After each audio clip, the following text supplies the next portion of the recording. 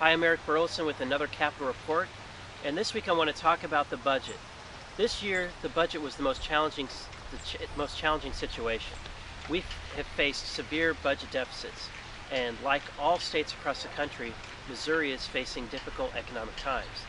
And I want you to know that in Missouri, we do things a little different than the other states and the federal government. We balance our budget.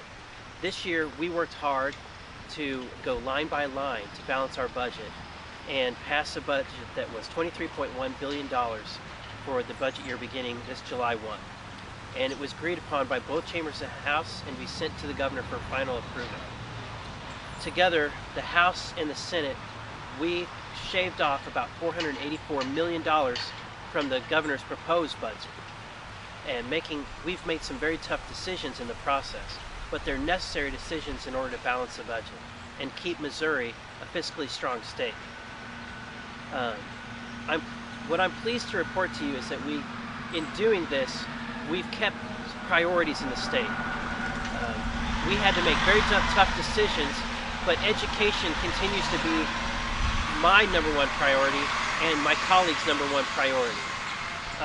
Education is one of our top expenses in the state of Missouri. It is our top expense. So what we decided to do was to keep the funding levels equal. We can't afford to continue to increase education and our expenses towards education. We can't afford to continue those and increase them at this time. But rather than making cuts and cutting back on education, we chose to keep those funding levels equal, and that way those school districts don't feel as hard of a burden. And instead, we focused on reducing the other parts of government. The other parts of government. In fact, looking through my own committee, we were on the Department of Appropriations for General Administration offices. It included the offices of the governor, the lieutenant governor, the secretary of the state, the attorney general, the state auditor's office, the House of Representatives, and the Senate. And within that department, we made significant cuts in those departments. And I'm pleased to tell you that we identified and eliminated over more than 1,000 government jobs, including taxpayer-funded lobbyists and unnecessary items like equipment, travel, and expenses. We found, going line by line, we were able to find a lot of wasteful expenses on meals and travel expenses that government employees were doing in the state. And so we were able to line those items out. We completed the budget 1 week early. And I think that credit goes to our budget chairman, Alan Isaac, who did a tremendous job. He did it with integrity and gained greater respect from all of his colleagues, including those members on the other side of the aisle who, once the budget was passed, stood up and gave him a standing ovation.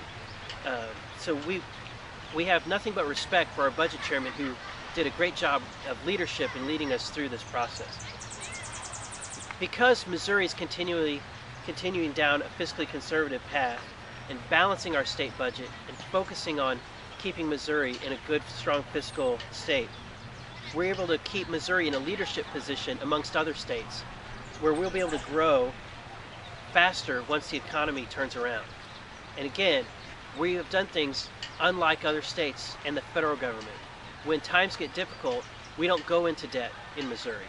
When times get difficult, we don't raise taxes on the working people in the state, on people that are trying to make a living and bring food home to their family, have a lifestyle for their family, and improve their own lives. We're not trying to reduce your lives, we're trying to improve it.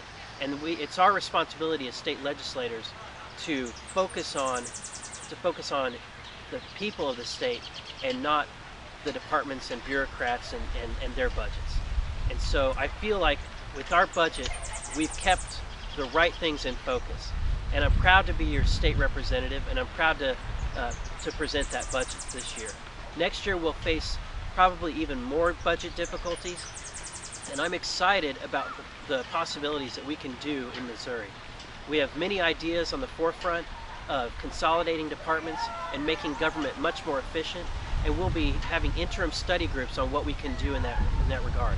And what I would like to ask for you to do is please contact me if you have ideas on how we can make government more efficient and more effective. You can reach me on Facebook. You can also reach me on my email. It's eric.burlison@gmail.com. I appreciate all of your thoughts, and together we can make Missouri a much more efficient state. Thank you.